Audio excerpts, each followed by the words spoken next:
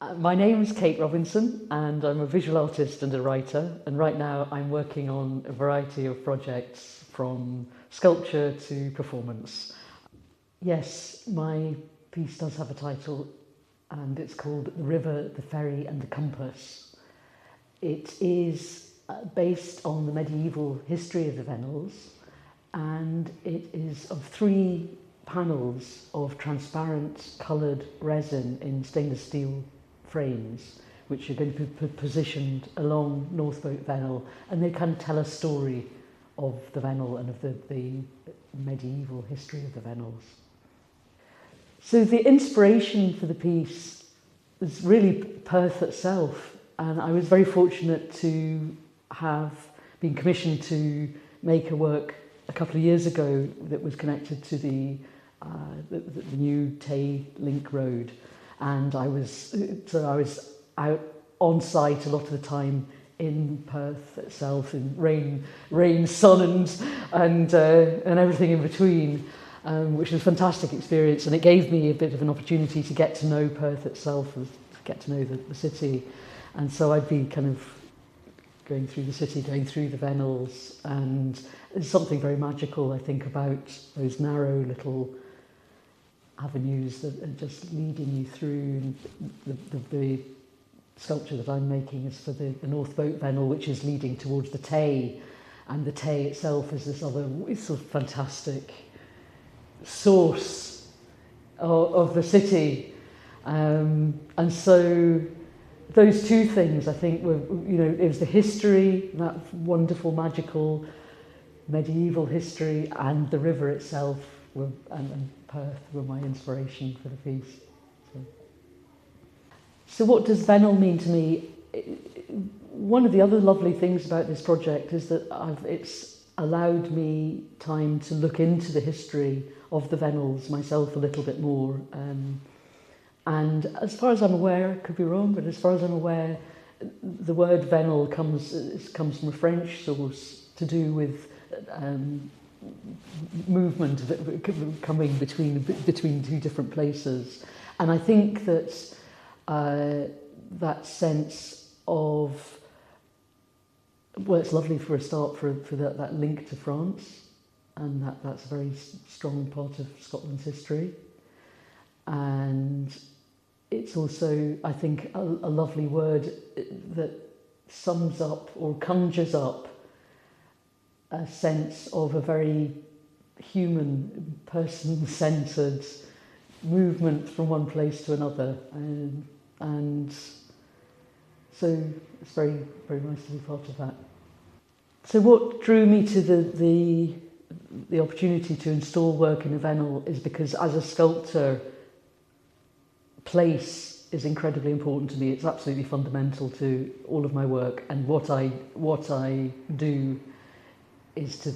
think about what it means to be human in a particular location at this particular time, and that is also about the humans that have come before us and the humans that will come after us, and making connections to what a sense of place and to what being human is in this place right now. So it is a wonderful thing to be able to have this opportunity to make something that is referring to the past. It has kind of transparent panels which kind of, I hope, will have a feeling of kind of almost like stained glass. So it's kind of referring to the past of stories that have been told for centuries, and I hope it will last into the future for people who will be going up and down those Vennels in time to come. The journey from my initial idea to the final installation, which is yet in fact to come, has been a really interesting process of working with ideas of colour, of weight, of transparency, of telling a story. And it's been a journey of experimentation and I made a whole series of prototypes before kind of coming to the final works. So I would say it's been the period of making the actual sculptures themselves in my studio were a time of really having to take care and to be, it was quite a long and slow process of layering up different colours and different transparencies into resin, and it was a long and slow process. And with all of these things, there's a kind of, because although it was based on some work that I'd done previously, I've worked with resin and I've worked with colour and light previously, and this is something a little bit different, very different for me. And so there was very much a sense of, is it going to work? Is it going to? When I took the moulds off the resin after having worked for a number of weeks, I think it was, in actually laying up each one of the panels, and then there's the moment of actually kind of the big reveal, and I wasn't sure whether they would work, and so it's been a journey. So in this period of experimentation, I knew what I wanted to do was to have transparent colour, so that people can see through it. And I tried various different techniques of painting directly into resin, and I tried out lots of different kind of pictorial techniques, and then settled on actually using coloured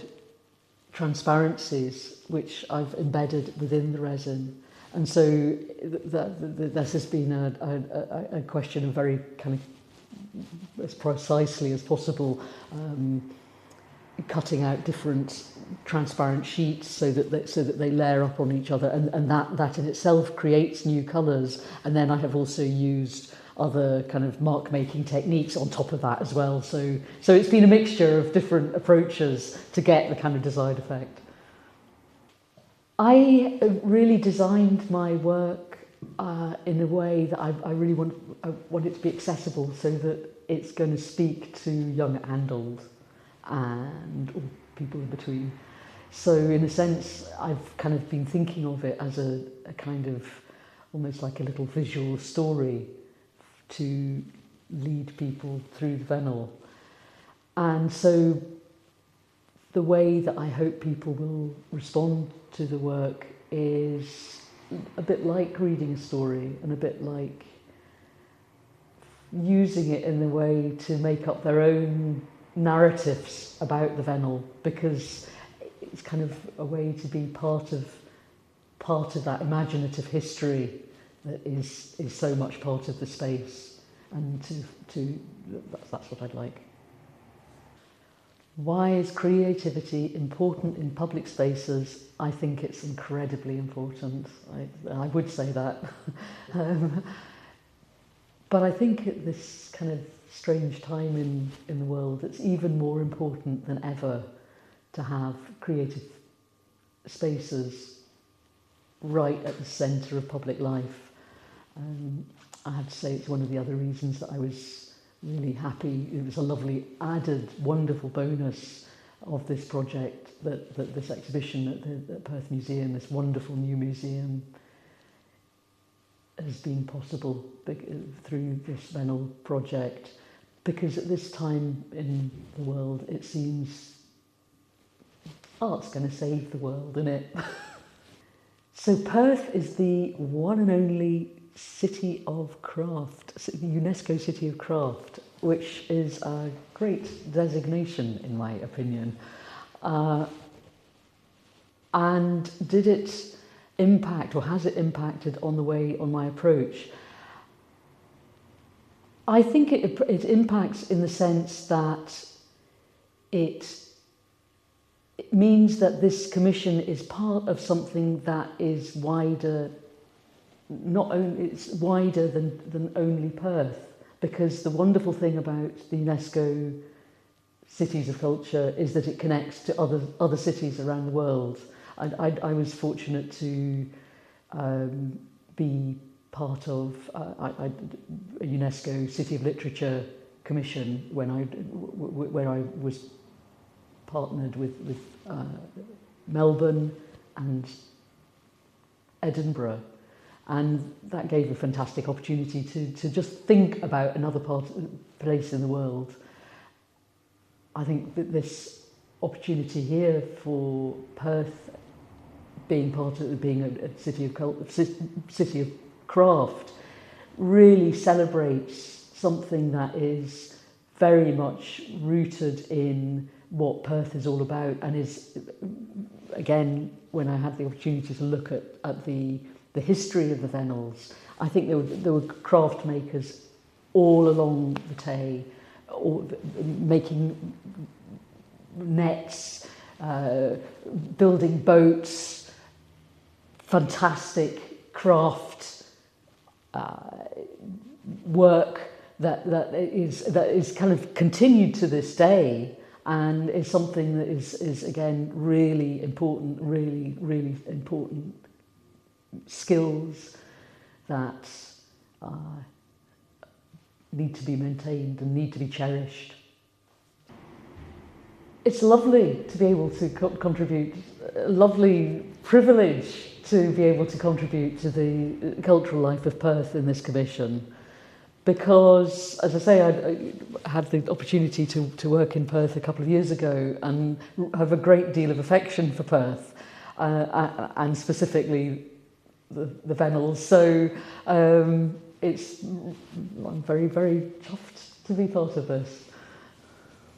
So did the trade craft heritage of the Vennels inspire my work? Yes, it certainly did. Thinking about the craft of rope making, boat building, fishing that would have gone on along the Tay was very much part of my whole approach, and the story that I kind of want to tell in the panels that I've made is kind of relates to that history, and also to the little ferries that used to go across the Tay, and just to think about what that would have been like before the bridges, and having to get into a little boat, and again to be that rooted to the place and to the river was very much part of my approach.